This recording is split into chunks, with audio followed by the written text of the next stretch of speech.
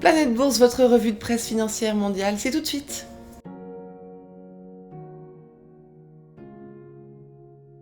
En Europe, c'est le potentiel rachat de Carrefour, notre fleuron national, par Alimentation Couche-Tard qui interpelle les marchés ce matin. Le groupe canadien de magasins de proximité envisage une reprise du groupe français dans un deal à 50 milliards de dollars pour asseoir sa présence en Europe et en Amérique latine. Brompton, le célèbre vélo pliable britannique, surfe sur la vague de croissance de 2020. Le fabricant dévoile des investissements et recrutements à tour de bras pour gagner l'Europe et se placer dans le marché des vélos électriques. Telefonica, par le biais de sa filiale Telxius Telecom, va vendre ses tours de télécommunications à American Tower Corp pour 7,7 milliards d'euros. L'accord concerne 30 000 tours en Espagne, en Allemagne, au Brésil, au Pérou, au Chili et en Argentine. Asos, le spécialiste britannique du commerce de vêtements en ligne, se révèle un des grands gagnants de la pandémie avec des revenus en hausse de 1,86 milliard de dollars sur les derniers mois de 2020.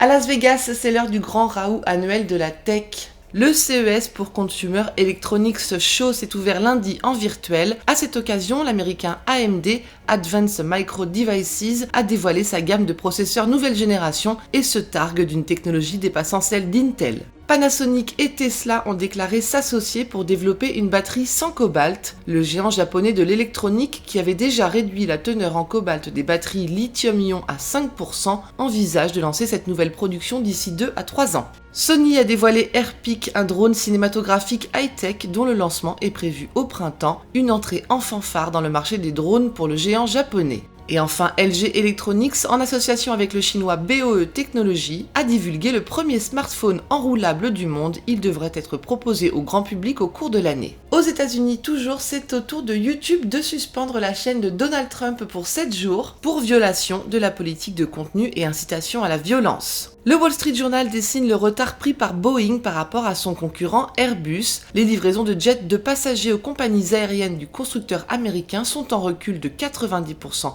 en 2020 et ses finances en mauvais état. Le constructeur doit aussi verser 25 millions de dollars pour régler des allégations de fraude sur des contrats signés avec la marine américaine et les forces spéciales. Rappelons que la semaine dernière, Boeing s'acquittait de 2,5 milliards de dollars d'amende pour avoir menti aux autorités américaines de sécurité de l'aviation. Visa ne prendra pas possession de Plaid Inc. Bloqué par une action anti-monopole de la justice américaine, le géant de la carte de crédit abandonne ses ambitions de rachat de la société américaine de services financiers. General Motors lève le voile sur sa nouvelle activité de camions électriques dédiés à la livraison. Baptisée Bright Drop, cette division compte déjà un client de taille, FedEx. Les actions de GM s'envolent en séance. Zoom veut lever 1,5 milliard de dollars par le biais d'une offre d'actions. L'offre serait la plus importante de la société de vidéoconférence depuis ses débuts. Zoom fait par ailleurs part de ses doutes quant à son avenir après la pandémie et quant au poids de son service gratuit sur sa rentabilité. En Asie, pénurie et sanctions américaines poussent Huawei à renforcer ses investissements dans les puces.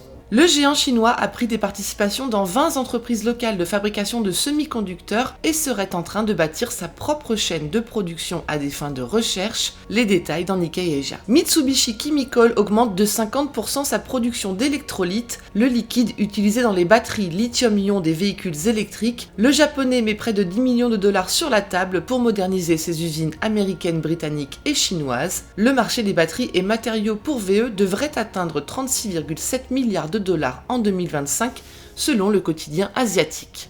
Et enfin, l'unité mobile de SoftBank secouée par une affaire d'espionnage et de fuite industrielle. Un ancien employé est soupçonné d'avoir divulgué des informations confidentielles sur la technologie 5G de SoftBank Corp à son concurrent Rakuten. Le Financial Times rappelle l'entrée récente de ce dernier dans le marché des télécoms mobiles avec une offre dérangeante pour le conglomérat. Voilà ce qu'il fallait lire aujourd'hui sur les unes du Monde. À demain!